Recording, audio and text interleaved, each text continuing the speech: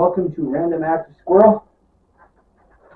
Today, Act 26, Tales of Common Badassery, Wunnerful Champagne, Lawrence Welk. So, as I said last time, I'm really excited about this one because there's some things that I think fit perfectly in this box. To be honest, a lot of the things I talk about probably fit in the category of common badassery because that's kind of my sweet spot. I love those things that people didn't always know were cool, or like I talked about on the last video. But we're going to talk about Lawrence Welk. Lawrence Welk at face value is probably like the least badass guy you can find. And actually, I knew about him and going more into it later. I always remembered him on probably like the least badass place you could find, and that was PBS. I mean, nothing is less cutting edge or, spicy than public broadcasting and community television. And that's where this guy lived. And by the time I saw him, they were showing reruns of the guy. And so, this guy was like anything but cool. And so some stuff happened where one time I was at a book sale, and book sales, half-price books, library sales, I kind of love them, common theme as it runs through. And I found two books, actually. This one, Wunnerful, and then two. And I had to pick them up because it was just that kind of thing. It was way beyond my history. I remember my grandparents kind of watching it. I always remember it being on TV. And there was just something about it that I said, I have to go pick this up because it's just so strange that I have to get it. And then it was one of those weird kismet moments, but I think I mentioned this book before, where I set the book on my shelf, and I collected books, and I was doing a lot more reading than I am right now. I really should get back to more reading. And I was looking through my shelves to find something at that time, and nothing was really catching my eye. So then I just picked this up, this one, and I just got completely captivated. This guy is so badass. He doesn't look it. Look at that. He was like uncool by the time the TV got on him. He was born in 1903 in a small town in North Dakota called Strasburg. There's a place where he did some stuff that actually they have a couple things in North Dakota. A, because they don't have a lot of stars. B, because he really was that big at the time that are landmarks. And I guess they're still visited somewhere. He died in 1992. His parents were first-generation Americans. They came to the U.S. They were born in Germany, so they have German roots. That's why the Wunnerful. He always had a really thick accent, and he never really got rid of it because the town Strasburg. It's 1890s when he came over, so you're getting early 1900s. We're not dealing with a world where everyone's kind of speaking things. So you could have pockets of first-generation immigrants, and they spoke more Swedish or Norwegian or pick the language or German, and that's what these towns were. And so he spoke a lot of German, and he was in a very insular community. That's why I think at the end of the day, the fact that he became this huge American icon makes it even more interesting. He died in 1992, as I said. First generation Americans. Went to Germany, went to Odessa, which was Russia at the time, Russian Empire. So this is like super early. This is even like before, if you ever saw the movie Anastasia. So this is like even before like Anastasia and like communism, all this kind of stuff. And that's now settled in Ukraine, and I think it's around the Baltic Sea. And he is the sixth of 8 children. He went to school until he was in 4th grade, so he basically learned enough reading, enough math, and enough basics where he could function, but not a lot. And then he went home to basically work in the family farm in this obscure place in the middle of North Dakota, which, if you've never driven through North Dakota, it's a whole lot of empty, and you stay really tight in the communities. And you have some probably really hard winter stuff there because, like, the one time I went out of Minnesota up to Fargo, and it's kind of like this little mecca of buildings, you get the wind blowing through. It gets really cold. It gets really nasty. So they had some pretty hard summers. So his mother, his father, and him and his brothers all kind of survived on this family farm. He made a deal with his father at one point in time, and I remember this from the book where he saw somebody playing, and so he wanted to get himself like a good instrument because a bad instrument will wear out fast, but even if he spent the money on it, this is like 1900, this is like 1910s or so. So he wanted that, so he made a deal with his father that if his father spent $400, which is the equivalent of about $6,000 nowadays, he would work for his father until he's 21, and any of the money he earned using this accordion, going around touring, doing things like that, he would put towards the family fund. Upon 21, he went on to work with several big bands in North and South Dakota to get his start. He learned a lot about running bands. He learned a lot about interrelationship. It's crazy to think about, too, because you hit some of these areas, they had crappy roads and Model Ts. And he's driving from city to city. And one of the things that, we'll get to that in a second because it's kind of crazy, just worked with several band leaders singing stuff. So you did like ragtime and polkas and waltzes and that kind of stuff, which is okay at the time because that's what people are listening to. Eventually, he gets his own daily radio show at WNAX. If I remember right, he actually set it up where he said, "I'll do the show for free, and then you get all the ads or something like that." And it turned out to be a really great deal for him. And so he basically said, "I'll bring the music, and then I'll just take the money from it. You just give me the space and the time." And so he started becoming a very popular thing. He did that for like 9 years out of a town called Yankton, South Dakota. And then along the way, he was always kind of touring. So you hit like the 20s and the 30s. I thought this was interesting. I didn't remember. It's been 5 or 6 years since I read this book. A little bit later, maybe 5 years since I read this one. So some of the details I had to go to Wikipedia to kind of go, oh yeah, that's right. He was playing sweet music in the 20s and 30s, which referred to light melodic kind of stuff, versus hot music, which was things like Benny Goodman, Duke Ellington, that kind of stuff. That stuff was more rhythmic, more assertive, more ballsy kind of stuff. He was playing the pretty stuff. He was playing the stuff that people would get up and dance. He was always a crowd pleaser. One of the common themes within his book was talking about how he'd meet all these artists. I'm cutting edge. Everyone loves me. But he noticed that they were always struggling for money and nobody would come into their shows. Whereas he would play boring music and he'd always fill the crowds. There was also several times during this when he was traveling between like South Dakota and North Dakota, into Minnesota, some doing shows like that, where he would sometimes just buy out a ballroom and then he would cut pieces of ribbon and then just sort of raw chutzpah. He would go out and cut off ribbons and he would basically hope and bust his tail the next day or so to sell ribbons to go fill this thing, because if he didn't, he was sunk a couple times. And so he really put his reputation. He did a lot of things that were really risk stuff. None of this is uncommon. I mean, a lot of people who do this, but he always did it in a demeanor where he always maintained that sweet nature. He was always polite. And so you have this man with this funny German accent, which he never lost, and he was always embarrassed about. But when he played instrument, he was magic. This is in that era where he got his term champagne music, because with his band, someone described this as light and bubbly like champagne. And this is also when he started getting his bubble thing.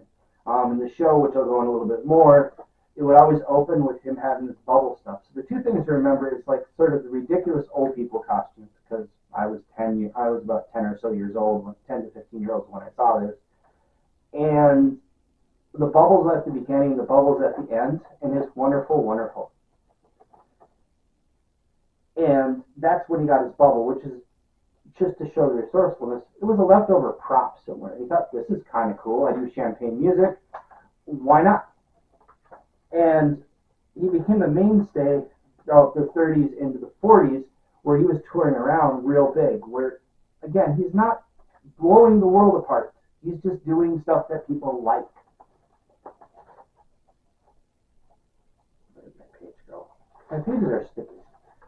And then, here's the part that kind of blows my mind. Well, it doesn't get big yet. It's still amazing, because think about it. 1949. So here's a guy who was born in 1903.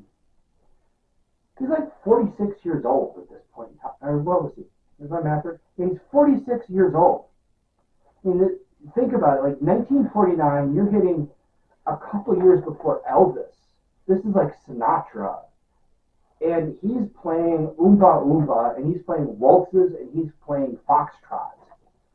And he convinces a station in Los Angeles to do a show, and he actually gets sponsored by Miller High Life, and they have fun with it. It's how he pitched it. He says, hey, you're the champagne and bottled beer. We play champagne music.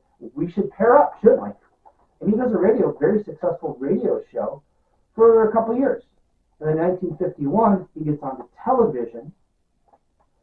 And again, think about this. You're 48 years old.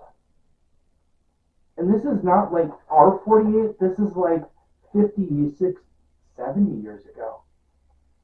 Life wasn't kind. He didn't have the benefits of all the medications and exercise and the science and that kind of stuff. So you're dealing with a man who, I mean, he's old enough to be some people's grandparents. And he's starting on television. And he's playing his waltzes and his polkas. And, spoiler, he doesn't leave live television until 1982. He was a fixture on television in some form from 1951 to 1982.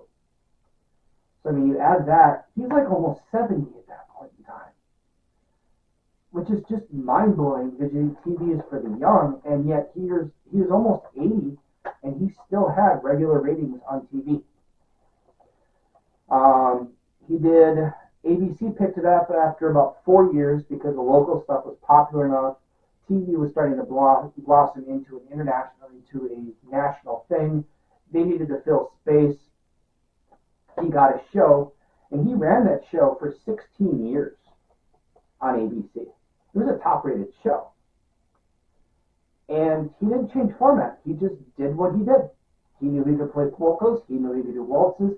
He would just didn't get stuck in the classics. He would modify things. So the Beatles did something that was popular. He may tweak it a little to match the sound, but he was always polite. He was always kind. He was genteel. He never changed nature. He just kind of ebbed and flowed with culture. And then in 1971, and this is the tail end of this book, and then he talks more in depth about the day-to-day in this thing here. This is the part that blows my mind. So if we're doing math again, because math is dangerous, he was born in 1903. 1971, his show gets canceled. He's 68 years old. This guy had enough money that he didn't have to do anything good. But he loved performing. One of the things that made him, again, really badass was that his band, unlike a lot of bands where you have the big kahuna leader and then everybody else is just it's just peons or just parts, they all had shares in it. So he felt bad because if he quit, like it breaks up, he knows he's okay, but at the end of Wunnerful, he talks about what is going to happen to my band members. So many of these people, they've stuck with me, and I want them to have a good life. So his marketing people get together through and create probably not the first, but one of the first regularly successful syndicated television shows. And again, I said it, but it's fascinating for me to think about. He's 68 years old. He doesn't need to do this anymore. But he loves playing. He loves doing this stuff. And he goes out and then runs a syndicated show from 71 to 82. So it's 1982. He is 79 years old. And he has maintained consistent ratings. Granted, it's gotten older. They're not sexy ratings anymore. But he gave up working with the big people because at this point, smaller stations started sprouting up. And this is, for those that are too young to remember, this is before cable. There was independent channels. And they were always hungry for information, or hungry for channels, and hungry for anything that people wanted. So he started going to independent channels. And he would fit some advertising, but essentially give the show super cheap and say, you can air my show, I'll get some of the commercials here, I'll leave spaces for you to do ads, and then you can get money for running my show. And he actually ended up, on those first couple of years after he got after the show got canceled on ABC, he actually increased his ratings. He had more channels that actually played him than before. And this one closes off, and I'll go into, you know what, I'll hit that point later because it's cool. It feels like a good crescendo. So at this point, he's touring, he's doing his stuff, he's having a great time. When he's not filming, he's touring. In 1982, he then retires. Then he starts reboxing, and then he starts doing reruns or syndication of all of his old stuff. And this is where I remember him. I remember him on public television. And again, this is like the least cool thing you can have.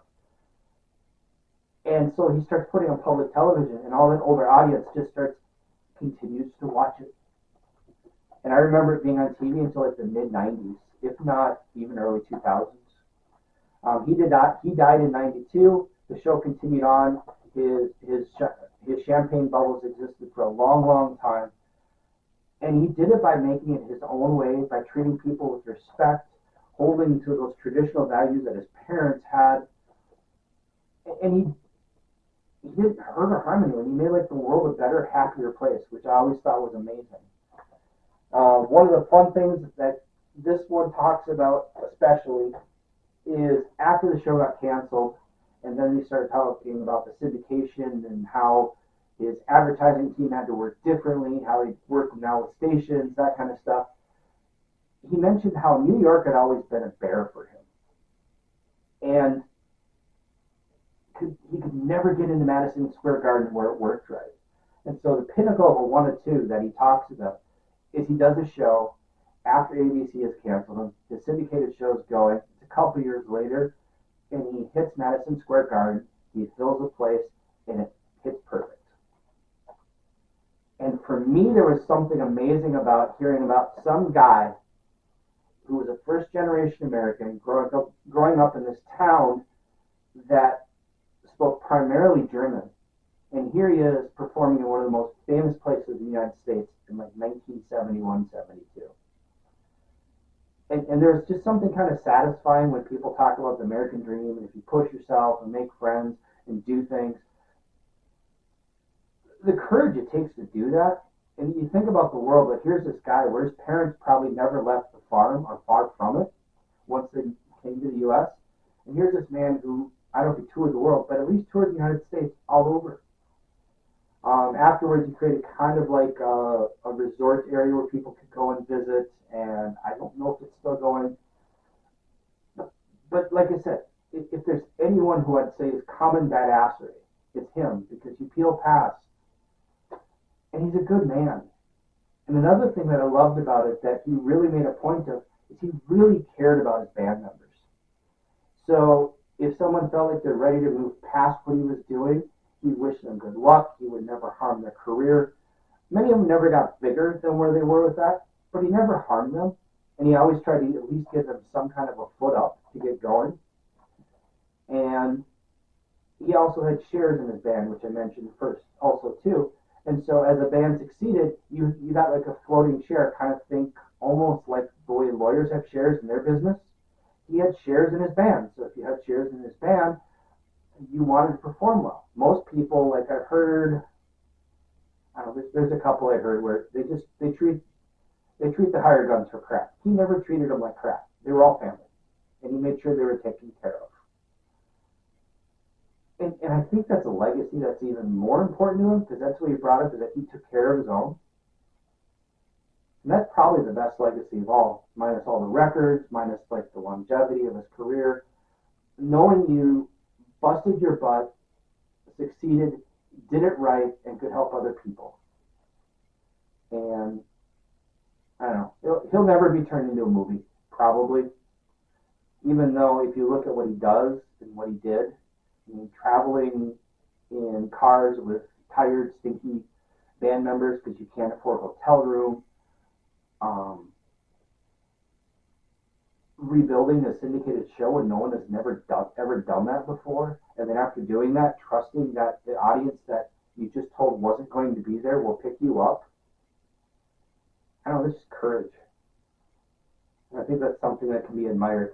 And maybe someone who started a channel in his 40s, it inspires me to realize that the right guy, if you hit the right idea, there's an audience out there for you. You just got to find it, and you got to trust them too. But that seems like a really cute moment, so I'm going to end it there. If you like what you heard, If you like the Lawrence Welk, if you like the common Badassery, go ahead and hit the like button on this. If you have certain people you think I should dig into more between random things I picked up on Wikipedia or just books that I read, go ahead and put them in the comments on the bottom for me. I can maybe use some of your ideas for suggestions. Also, I was checking my channel. It looks like I'm finally crossing 200 views. Again, baby steps. I'm excited at least. So go ahead and hit the subscribe because I'm one away from 10. Then I get double digits. That's exciting. 2 digits. Yay! Otherwise, thank you for your time and have a very good day.